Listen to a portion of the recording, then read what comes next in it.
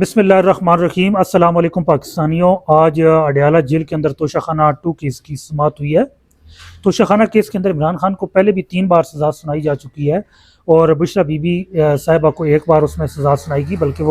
انہوں نے سزا کا کچھ حصہ کاٹا بھی ہے اور اس وقت وہ درخواست ضمانت پہ رہا بھی ہو چکے ہیں۔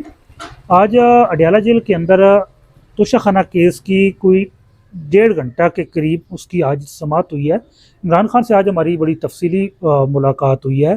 اور آج عمران خان نے میڈیا سے بھی وہاں گفتگو کی ہے۔ میڈیا باکس کے اندر جو جرنلسٹ اڈیالہ جیل کی بیٹ کو کور کرتے ہیں وہ وہاں موجود تھے، تو ان سے بھی آج انہوں نے بڑی تفصیلی بات کی اور آج انہوں نے عدالت سے بھی گفتگو کی ہے۔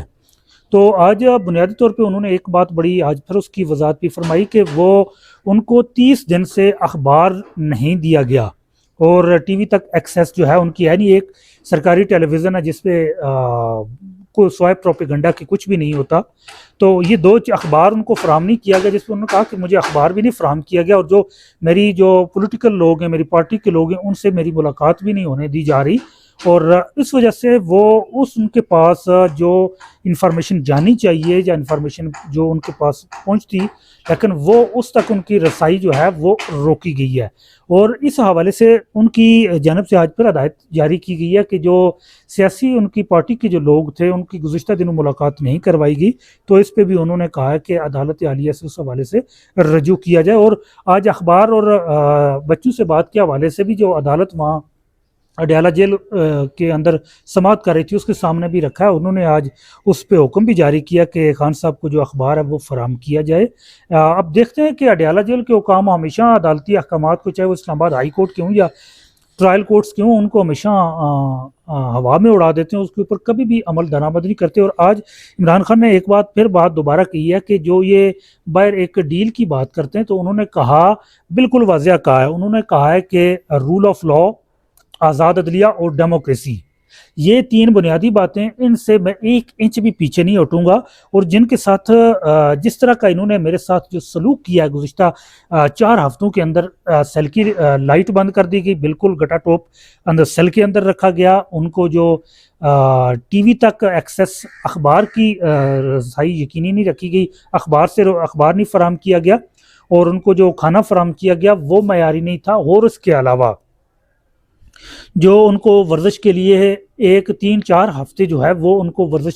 کا ان کو موقع جو ان کے لیے موقع ہے وہ نہیں دیا گیا۔ اور جو ایک بات ہے پاکستانیوں، ایک بات یاد رکھیں کہ جو اس سے پہلے ڈیل کرنے والے جتنے بھی لوگ ہمارے سامنے یہ موجود ہیں، ان کے لیے دن کے اندر 40 لوگ ان کی پارٹی کے لوگ ملاقات کرتے تھے، ان کے کھانے جو ہے وہ باہر سے اسپیشل بن کے آیا کرتے تھے، ان کی تمام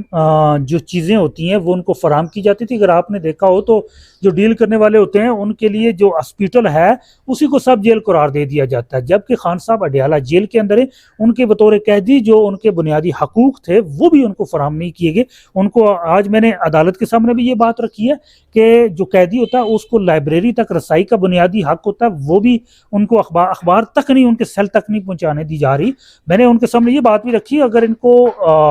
انسانی حقوق ہیں، یہ بنیادی حقوق ہیں، ان کے اوپر عمل درآمد کرتے ہوئے یہ اگر سوچ رہے ہیں کہ یہ ان کو اخبار کے پیسے پے کرنے ہوں گے، تو میں نے وہ بھی تجویز ان کے سامنے رکھی ہے کہ پیسے بھی ہم پے کر دیتے، کم از کم آپ ان کے بنیادی حقوق جو ہے وہ اس کی رسائی جو ہے ان کی فراہمی وہ یقینی بنائی جائے۔ آج اس کے علاوہ خان صاحب نے تمام تاثرات کی نفی کی ہے، انہوں نے کہا میں قوم کے لیے آخری دم تک کھڑا رہوں گا اور میں 1 انچ اپنے موقف سے پیچھے نہیں ہٹ رہا۔ بہت شکریہ۔